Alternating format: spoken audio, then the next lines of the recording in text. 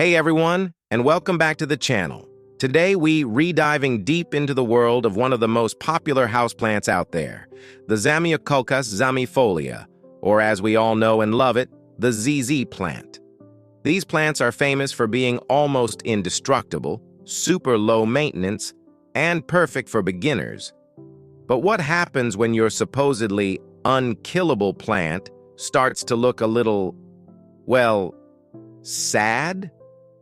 Is your ZZ plant looking less than lively? Don't worry, you're not alone. Let's uncover the common issues together and bring your plant back to its full, glorious health. First up, let's tackle the most frequent problem I see: yellowing leaves. When you see those beautiful dark green leaves starting to turn yellow, it's a cry for help. The number one culprit is almost always overwatering. It's so easy to love our plants too much, right? You'll notice the leaves turning yellow, often starting from the bottom of the plant. The soil will feel consistently damp or even waterlogged if you stick your finger in it. Sometimes the base of the stems might feel mushy. ZZ plants have these amazing underground rhizomes, which look like little potatoes, and they store water incredibly well. This means they are extremely drought-tolerant and would much rather be too dry than too wet. So how do we fix it? First, stop watering immediately. Let the soil dry out completely. I mean bone dry. This might take a few weeks, depending on your home's environment. Moving forward, a good rule of thumb is to water your ZZ plant only when the soil is completely dry all the way through. For a medium-sized pot, this could mean watering only once every 3 to 4 weeks, or even less in the winter. Always check the soil before you even think about grabbing that watering can. Now, on the flip side, yellowing leaves can also be a sign of underwatering, though it's less common. The symptoms look a bit different. With underwatering, you might see the leaves start to wrinkle or curl inwards before turning yellow and then brown and crispy. The entire plant might look a bit deflated or shriveled. You might also notice the stems starting to droop. If you check the soil, it will be completely dry and might even be pulling away from the sides of the pot. The fix here is straightforward. Give your plant a good, thorough drink. The best way to do this is by bottom watering. Place the pot in a sink or a tray filled with a few inches of water and let it soak up water from the bottom for about 30 to 45 minutes. This ensures the entire root ball gets hydrated without leaving the top soil soggy.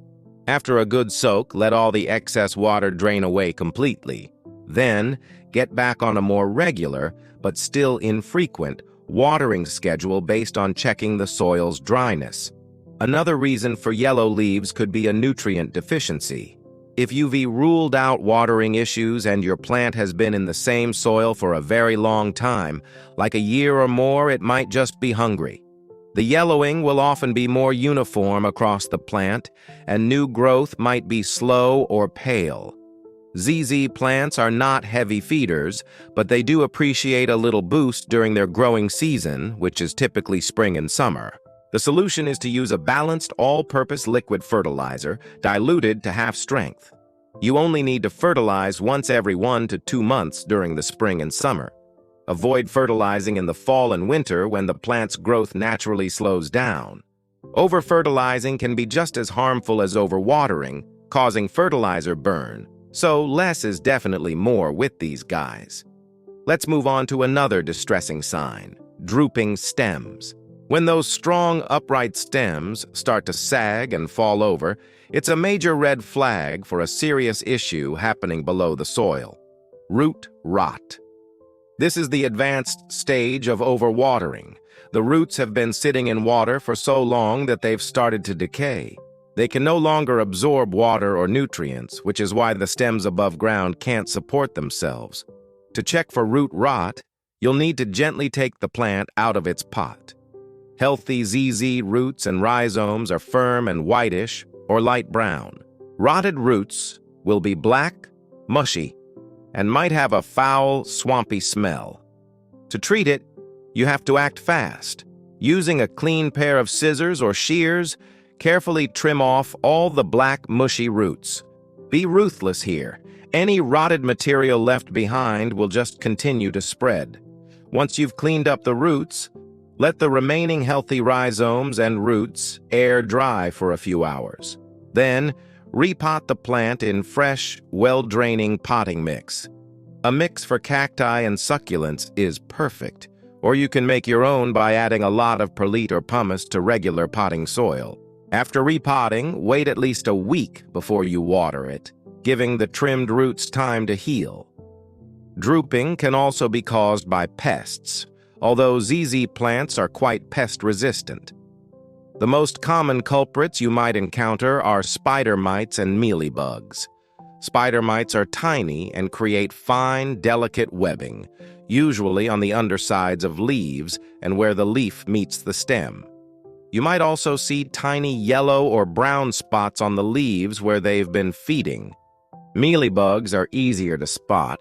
They look like little white, fuzzy cotton balls clustered in the nooks and crannies of your plant. Both of these pests suck the sap out of the plant, causing it to weaken, droop, and develop yellow spots. For a light infestation, you can simply wipe them off with a damp cloth or a cotton swab dipped in rubbing alcohol. For a more widespread problem, a good organic solution is to spray the entire plant with neem oil or an insecticidal soap. Make sure to cover the tops and bottoms of all the leaves and stems. You'll likely need to repeat the treatment every week or so for a few weeks to make sure you get all the pests and their eggs. What if your plant isn't necessarily dying, but it just isn't growing? Stunted growth can be frustrating. The most common reason is insufficient light. While ZZ plants are famous for tolerating very low light, tolerating and thriving are two different things. In a dark corner, a ZZ plant will survive, but it won't produce much, if any, new growth. To encourage your plant to grow, move it to a spot with bright, indirect light. An east-facing window is ideal, or a few feet back from a south or west-facing window. You'll know the light is too direct if the leaves start to look scorched or bleached. When they're happy with their light situation, you'll be rewarded with new shoots that emerge from the soil looking like bright green, rolled-up spears. Another factor in stunted growth is the pot size. ZZ plants actually like to be a little bit root-bound, so you don't need to repot them often. In fact, repotting too frequently can stress them out.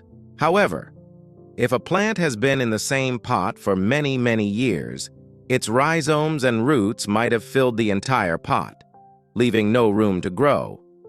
You might see roots coming out of the drainage holes or the rhizomes pushing up against the sides of the pot, sometimes even cracking a plastic pot. When it's time to repot, choose a new pot that's only 1 to 2 inches wider in diameter than the current one. Going too big can lead to the soil staying wet for too long, which brings us back to the risk of root rot. Repotting is best done in the spring or summer.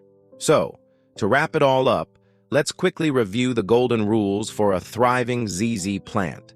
First, watering. Let the soil dry out completely between waterings. When in doubt, wait another week. Second, light. Provide bright, indirect light for the best growth, but they will tolerate low light. Keep them out of harsh, direct sun. Third, soil. Use a very well-draining mix, like a cactus or succulent soil, in a pot with drainage holes. This is non-negotiable. Fourth, humidity and temperature. They are not fussy at all and do well in average household conditions. And finally, fertilizer. Feed them with a half-strength balanced fertilizer once a month or two during the spring and summer only. And that's it. By paying attention to these key areas, you can troubleshoot almost any issue with your ZZ plant and get it back on the path to being the beautiful, resilient houseplant we all know and love. They really are one of the most rewarding plants to have in your collection. I'd love to hear about your own experiences. Have you ever rescued a struggling ZZ plant? Share your success stories and any tips you have in the comments below. Your experience could help someone else save their plant. If you found this video helpful, please give it a thumbs up and consider subscribing for more plant care guides. Thanks so much for watching, and I'll see you in the next video. Happy planting!